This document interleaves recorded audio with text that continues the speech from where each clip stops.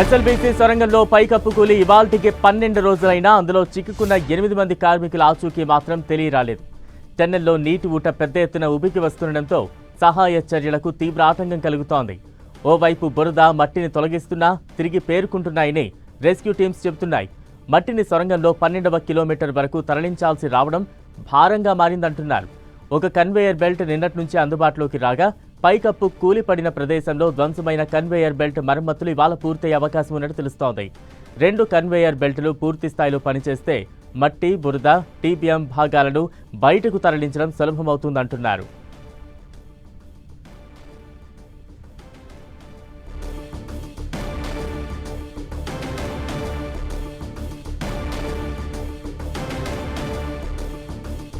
పన్నెండవ రోజు SLBC టన్నెల్లో rescue operation కొనసాగుతోంది. దానికి సంబంధించిన బ్రేకింగ్ న్యూస్ మనం చూస్తూ ఉన్నాం. అయితే 8 మంది ఆచూకీ ఇప్పటికీ తెలియరాలేదు. 12 రోజుల పాటు నిర్విరామంగా ఎస్ఎల్బీసీ టన్నెల్లో రెస్క్యూ ఆపరేషన్ కొనసాగుతోంది. అయితే రెస్క్యూ ఆపరేషన్కు అడుగడుగున ఆటంకాలు ఎదురవుతున్నాయి.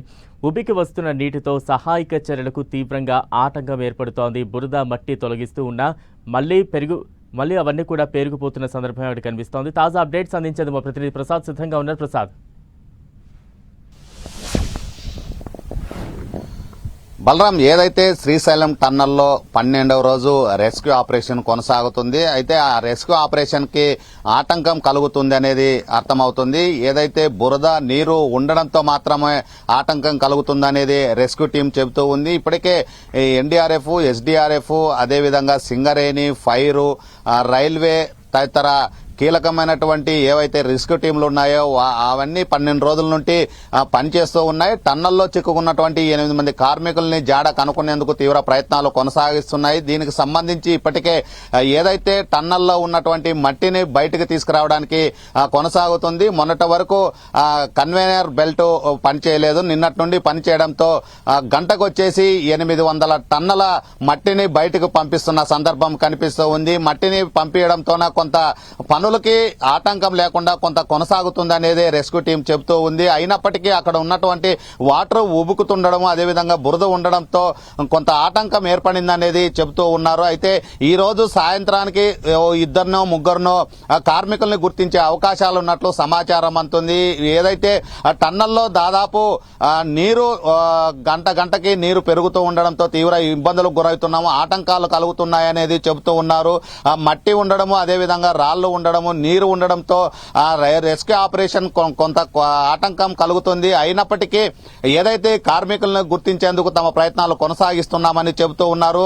అక్కడే జిల్లా కలెక్టర్, ఎస్పీ, ఉన్నతాధికారులు గంటకు పర్యవేక్షిస్తున్నారు. ఎప్పటికెప్పుడు ఆ రెస్క్యూ టీములతో చర్చించి భవిష్యత్తులో ఏ నిర్ణయాలు తీసుకోవాలనే దానిపైనగానే ఆ ప్రయత్నాలు కొనసాగిస్తున్నారు. ఇప్పటికే అత్యాధునిక టెక్నాలజీ ఉపయోగిస్తున్నారు. జీపీఆర్ఎస్ ద్వారా లోపల ఉన్నటువంటి కార్మికుల్ని ఇప్పటికే అనుమానిత ప్రాంతాలని గుర్తించడం జరిగింది. అనుమానిత ప్రాంతాలు ఏవైతే ఉన్నాయో వాటి దగ్గరనే ఎక్కువ పనులు రెస్క్యూ ఆపరేషన్ కొనసాగించేందుకు అధికారులు ఆదేశాలు ఇవ్వడం జరిగింది.